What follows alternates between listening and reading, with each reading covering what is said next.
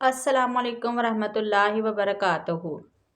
ان الصلاۃ کانت علی المؤمنین کتابا موقوتا، سورہ نساء کی آیت نمبر 103 کے تحت بے شک نماز مسلمانوں پر فرض کی گئی ہے اپنے اپنے مقررہ وقت پر۔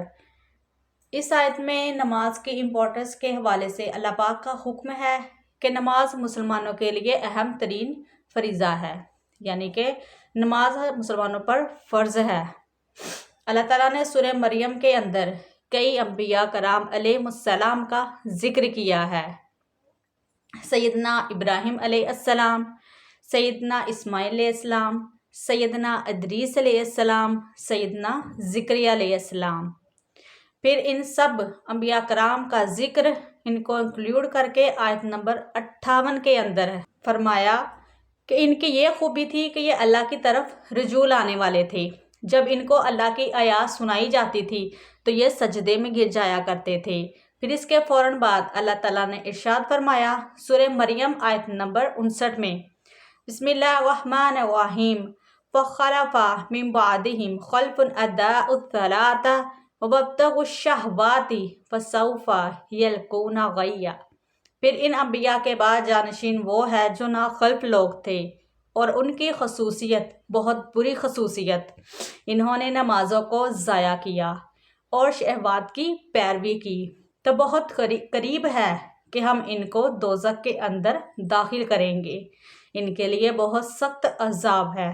تو انبیاء کرام کے ماننے والے بھی، ان کے پیروکار بھی، جو ان کے بعد جانشین بنے ہوئے ہیں، اگر وہ بھی نمازوں کو ضائع کریں گے تو ان کے لیے بھی سخت ترین عذاب ہے، یعنی کہ دوزخ ہے۔ سورہ مدثر کے اندر 40 سے لے کر 44 تک جنتی دوزخیوں سے پوچھیں گے کہ تمہیں دوزخ میں کس چیز نے پہنچایا ہے، تو وہ جواب دیں گے اور کہیں گے کہ ہم نماز نہیں پڑھا کرتے تھے۔ اس کی اور بھی کئی وجوہات ہیں جو ہم آگے پھر بیان کریں گے۔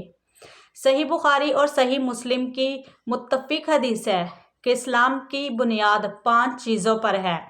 اس میں کلمے کے بعد اللہ کی توحید اور نبی صلی اللہ علیہ وآلہ وسلم کی رسالت کی گواہی دینے کے بعد پہلی چیز آپ صلی اللہ علیہ وآلہ وسلم نے فرمایا کہ نماز قائم کرو۔ عبداللہ بن مسعود رضی اللہ عنہ نے نبی صلی اللہ علیہ وآلہ وسلم سے پوچھا کہ اللہ کو سب سے بڑھ کر محبوب عمل کون سا ہے؟ تو آپ صلی اللہ علیہ وآلہ وسلم نے ارشاد فرمایا بندے کا وقت پر نماز ادا کرنا۔ آپ صلی اللہ علیہ وآلہ وسلم نے فرمایا کہ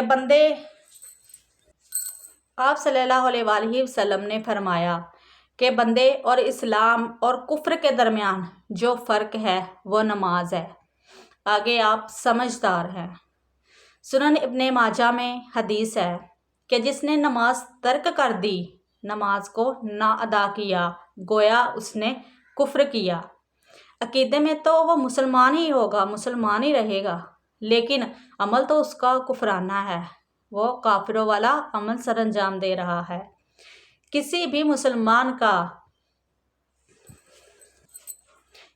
مسلمان کو یہ زیب نہیں دیتا کہ وہ، اور پھر اس کا انجام کیا ہونا ہے۔ وہ سنن ابی داؤد میں صحیح سند کے ساتھ ایک حدیث ہے کہ قیامت والے دن سب سے پہلا سوال نماز کے بارے میں ہوگا۔ جس کی نماز صحیح نکلی گویا اس کے سارے معاملے صحیح ہوتے جائیں گے، اور جس کی نماز صحیح نہ ہوئی اس کے باقی سارے معاملے خراب ہوتے جائیں گے۔ اس بات سے تو کوئی بھی انجان نہیں کہ نماز کو ادا کرنا اور اس فرض کو پورا کرنا کتنا ضروری ہے، تو نماز کو نہ چھوڑے، اسے اپنا فریضہ بنائیں۔